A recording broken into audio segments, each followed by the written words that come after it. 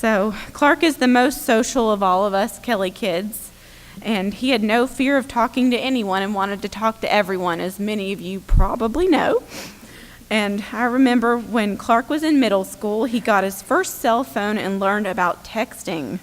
And some of you here might remember getting texts from a middle school age Clarky, as he wanted to text anyone and everyone who had a cell phone. Even all my mom's friends, he made sure to get all their numbers just to try it out. And I was in college when he was in middle school, and we had a family cell phone plan where we had a limited number of text messages we could send and receive.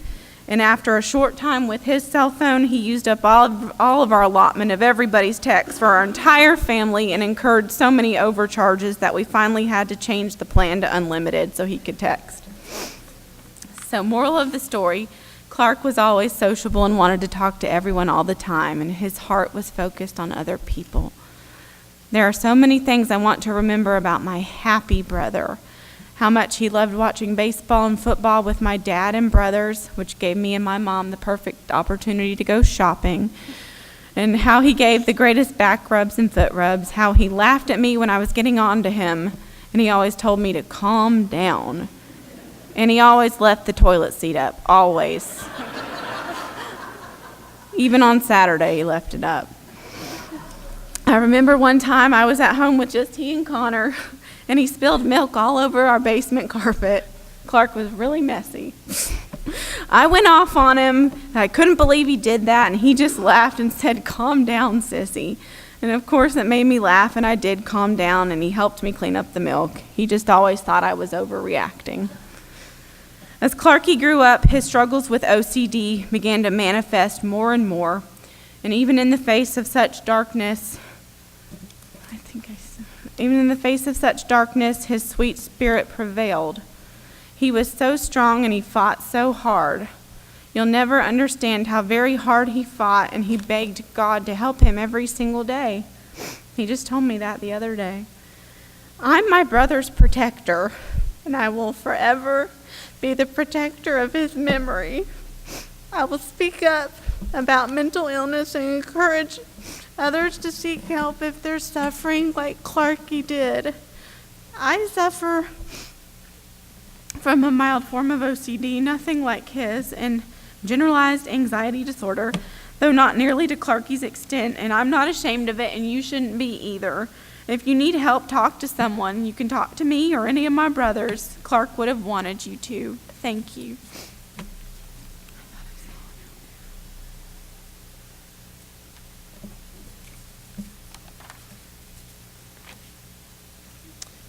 Well, hello everyone. My name's Byron, and I'm Clark's older brother.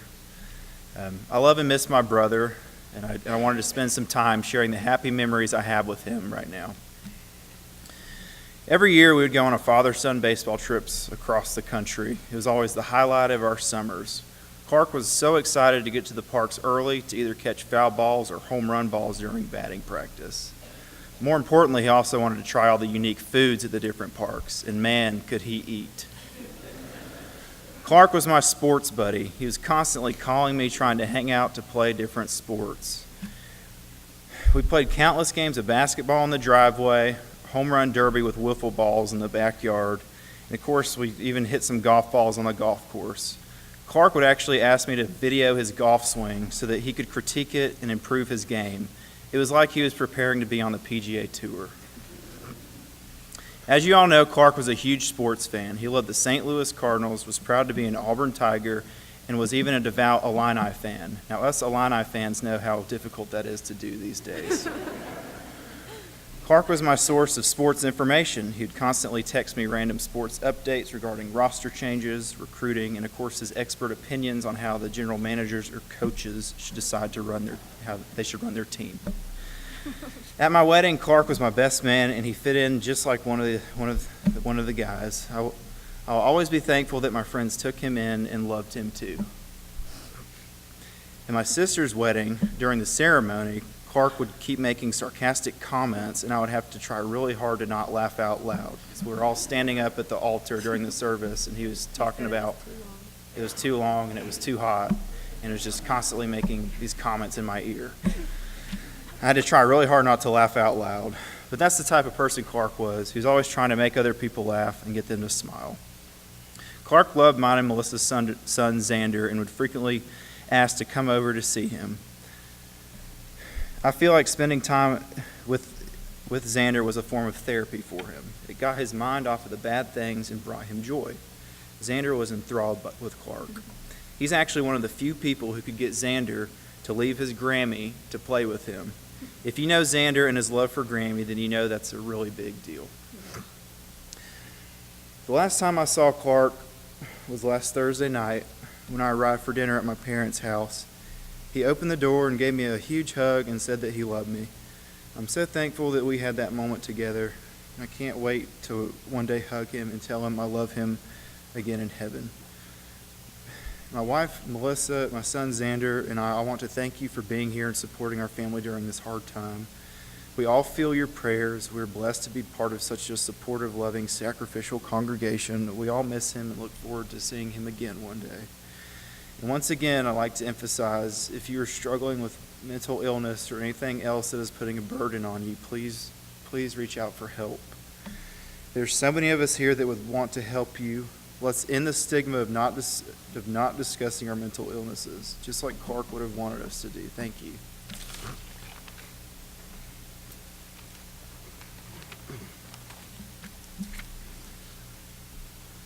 I'm Connor, Clark's younger brother, and also the youngest of the four of us.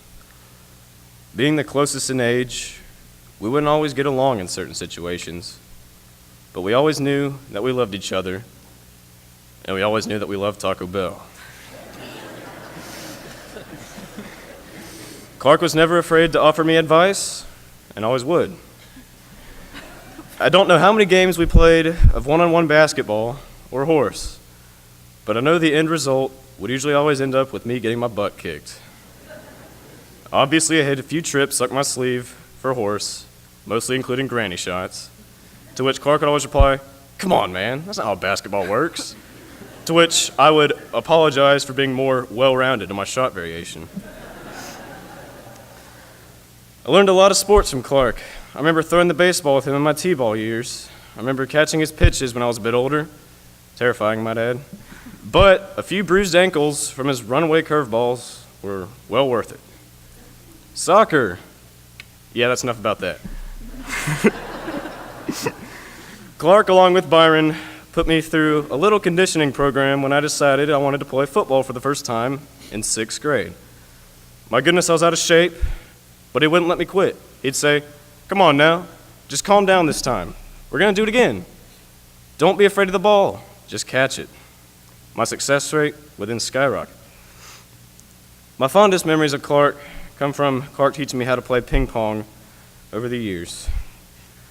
It wasn't until relatively recently that I was finally able to beat Clark in a legit game.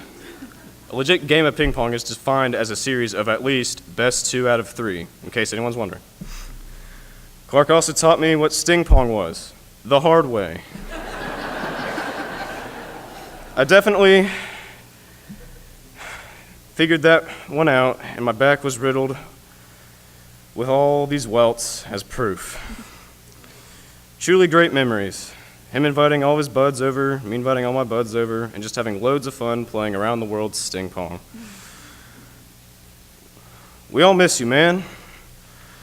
Your old neighborhood buds, us, your church friends, your teachers, heck, even people we've only had one conversation with miss you, man.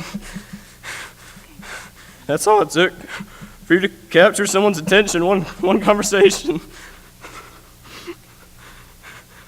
I'd give just about anything for one more game of basketball, ping pong, pool, anything with you. Who schooled everyone in the country guessing game? You did. We won't forget you, Clark. Never. We love you so much, and you'll always be my big bro.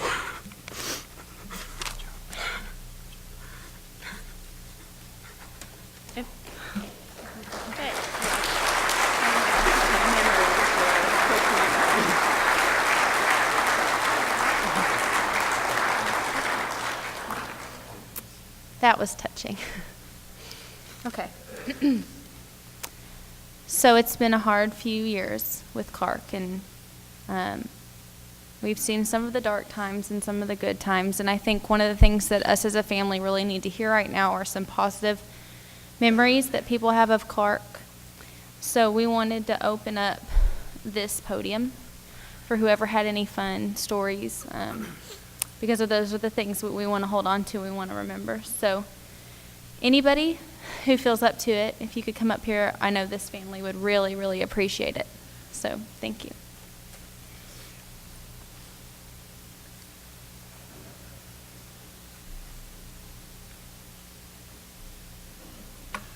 Well, hey, I'm an uncle of Clark's. I wanted to speak just briefly. My wife and I had the pleasure of Clark living with us for, 3 months or so, a year or two ago. And it was while he was going through some therapy, some kind of treatment in Nashville. That's where we live now. And it was a real pleasure to have Clark there. Byron, you said he could eat a lot. The boy could eat. A phrase that I heard more than once was, "Are you going to finish that?" And,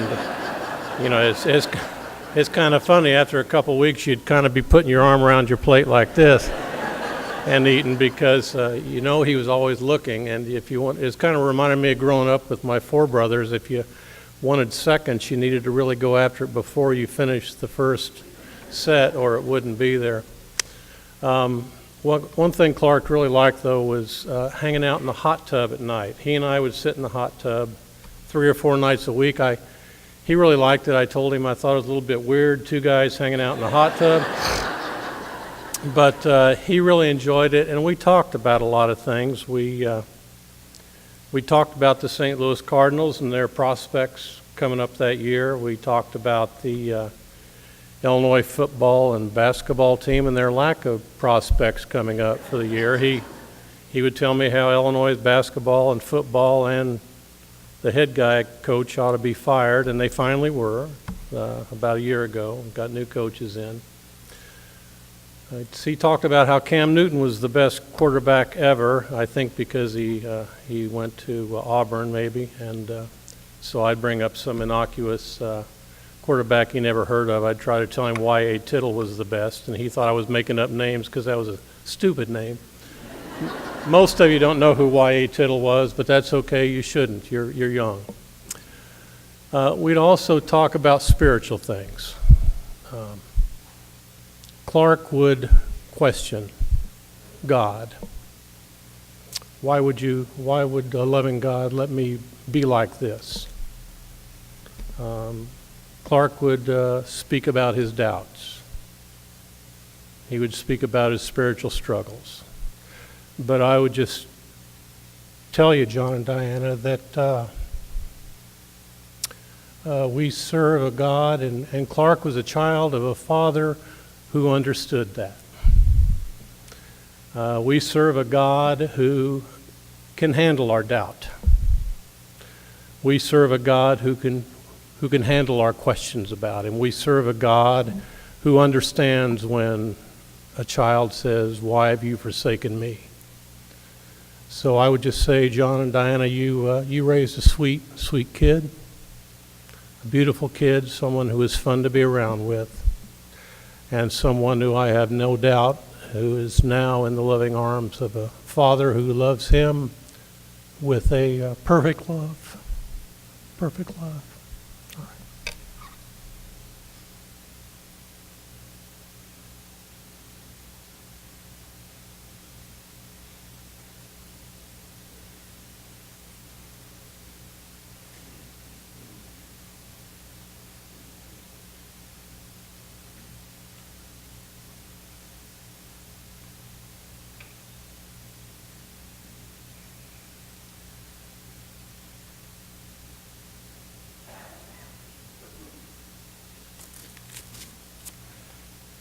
I'm Uncle Steve.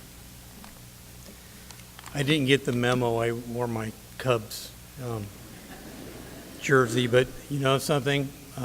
It would have made Clark smile because he knew I was a Cubs fan and still am. I called him John Clark I called him JC for a while, and then I settled on Clark. About 10 years ago, he came with Kristen, Byron, cousin Grant for a week at our house in Chicago, along with Alex, Rachel, and Zoe. We had a wonderful kids' week together. We went to a White Sox game and to Six Flags. We went to the exhibit Body Worlds, a traveling exposition of dissected human bodies that had been preserved through a plastic process and set in lifelike poses. This exhibit affected Clark in such a way that he returned home and was almost immediately baptized into Christ. Whenever I visited the Alabama Kelleys, Clark would address me as sir. Being a Yankee, with such niceties drummed out of me, the first thing I always told him was, "Please call me Uncle Steve." I said this with a grin and some secret pride that I had such a polite nephew. We conversed about many things, climate change, national politics, and we talked about sports, although I'm not a big sportsman and it was really difficult for me to hold up that end of the conversation. I did the best that I could. He was highly intelligent, thought deeply, and exhibited the thoroughly Kelley trait of stubbornness. But he was just a kid. I loved him like I love all my nieces and nephews, but I drew closer to Clark as he became more troubled. He would call me on occasion, and we would discuss his mental health issues. He was quite open about them. I would like to share with you my perspective. Imagine your Hollywood hero. He is a young, good-looking man with a shaved chin and a prominent jaw. Everyone knows him, and they love him and respect him. Though he is big and powerful, he is also gentle and kind. He has the innocence of youth.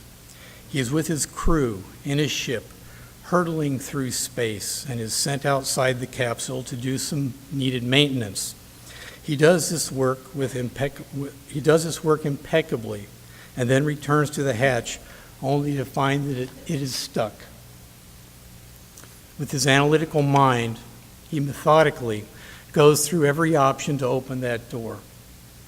His crew is inside, just feet away, looking through the portal, checking the manuals, and offering assistance with ever greater urgency. They call home base and get scientists to run tests and diagnostics. Meanwhile, our hero gets ever colder, and the oxygen is running out. Sometimes there is panic, but then there is great resolve. Unfortunately, the story does not end with a last-minute reprieve. Our hero lets go and drifts off into space.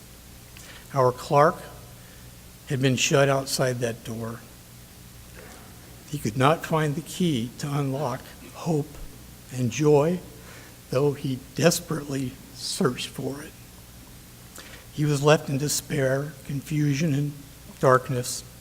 We wanted to help him and tried very hard, but to no lasting effect. Clark held on for more than 2 years, and I don't know how he did it. In my mind, he was valiant and brave. On Saturday night, he sat alone, perhaps gazing upward at the evening sky, and then he drifted into the arms of a loving God. He loved us all, and he wanted to stay with us, but his pain had become too great, and he could not bear to stay any longer. I forgive him for the damage that he left in his wake, and I will always remember this valiant struggle.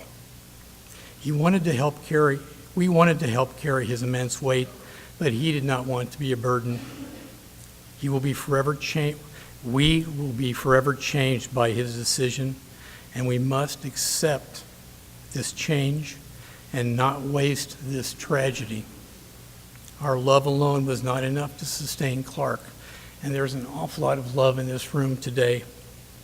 But our love for John and Diana's family and each other can sustain us now on the journey that Clark has set before us. I will keep John Clark in my heart forever. Goodbye, my beloved nephew. May your soul rest in peace. God, please grant John and Diana, Kristen and Brandon, Byron and Melissa, and Connor peace that passes all understanding. Grant us all peace. Amen.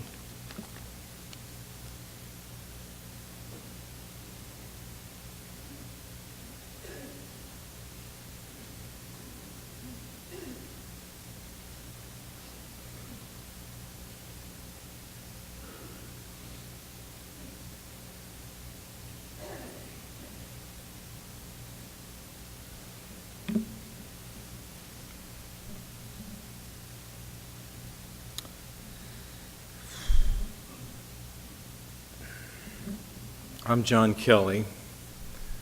I am the father of John Clark Franklin Kelley. I'm here to speak about some things about Clark very briefly and try and leave a message as well. I speak on behalf of me and my wife, Diana. Diana is, just so you know, she has a weak heart, literally. And she's in the hospital now. She's watching this service from a camera right up there. Hello, honey.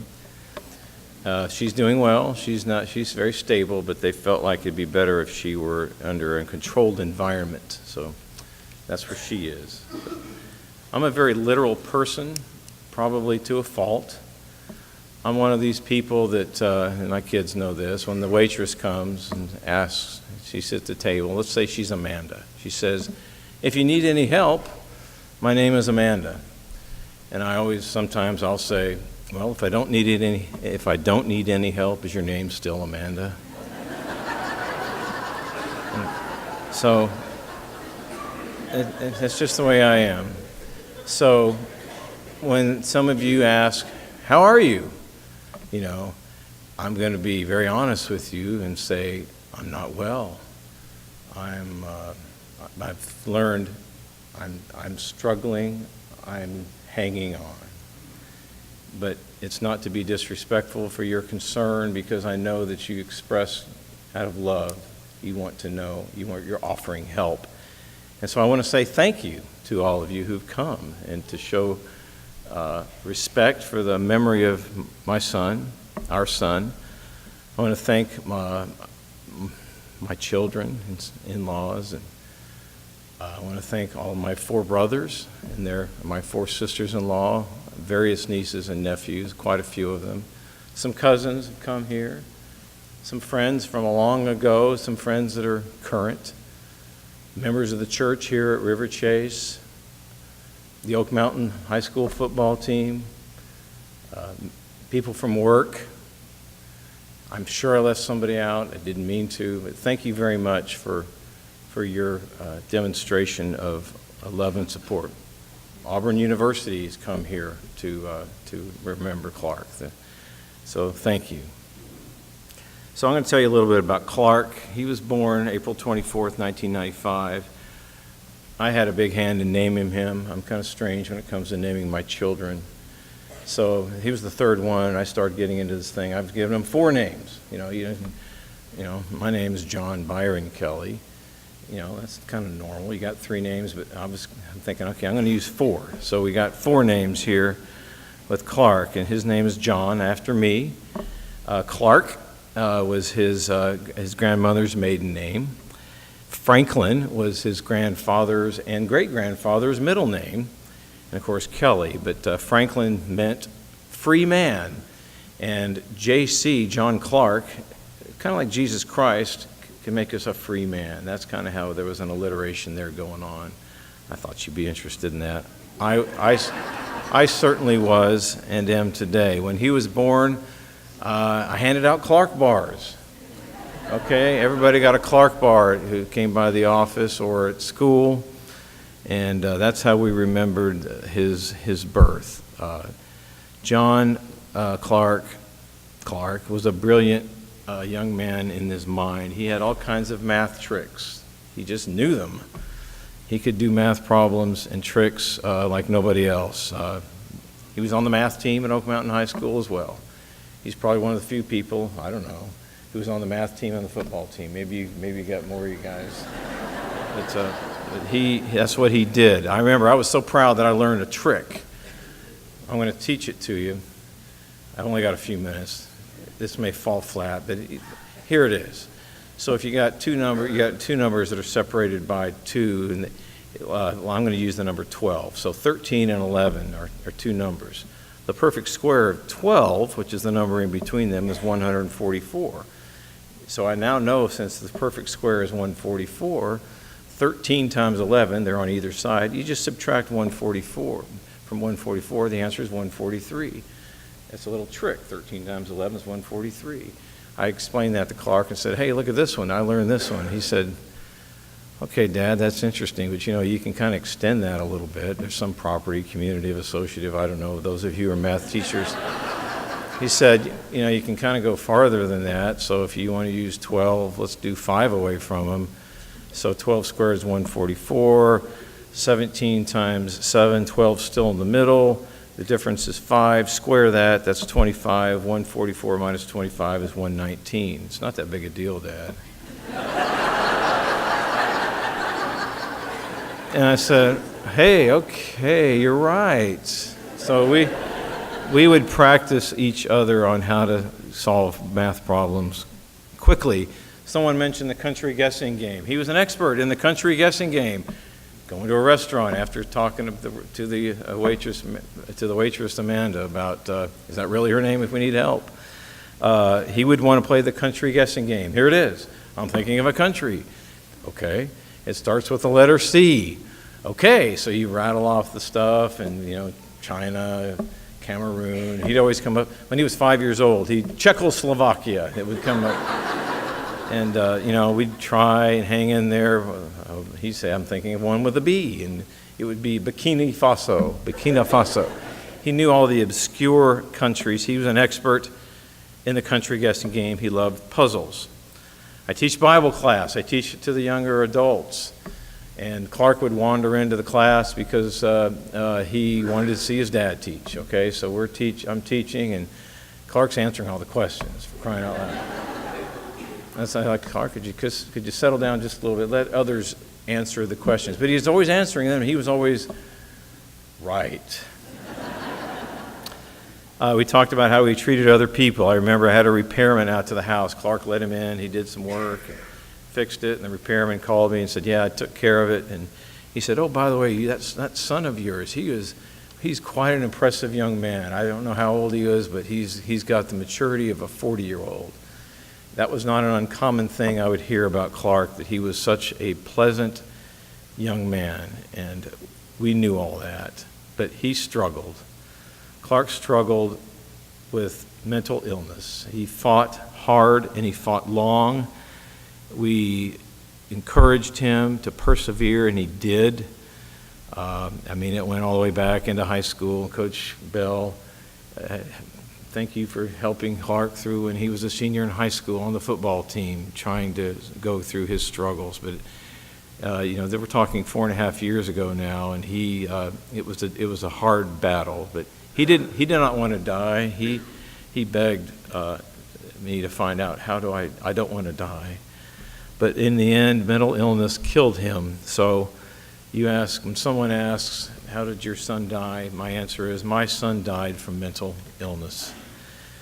But I'd like to leave just a little bit of a legacy of his life on earth. Of course, the good things he did with others, helping others, but it would be important for him to send the message, it was mentioned earlier, to seek help, to remove the stigma. If you have mental illness, Clark would want, and I would ask you to go ahead and seek help. It can be helped. Clark's was a very difficult case. He lost the battle, but there are others that can be helped if you step out and talk about it as a way to help your life. Clark would have wanted that. Very finally, Clark wrote us a note before he died. I won't read it, but there were some things in there about how he wanted us all to live a long and prosperous life. He will miss us. He said, I beg for mercy from God. God understands why I'm doing what I'm doing, and I'll see you in the afterlife. He said, please forgive me. And he will miss us. So, Clark, we love you, and we will miss you. We're proud of what you did and the positive impacts you made on this side of heaven, and we look forward to that time when we will see you in heaven, Diana and I, when we leave this earth. Love you, Clark Barr.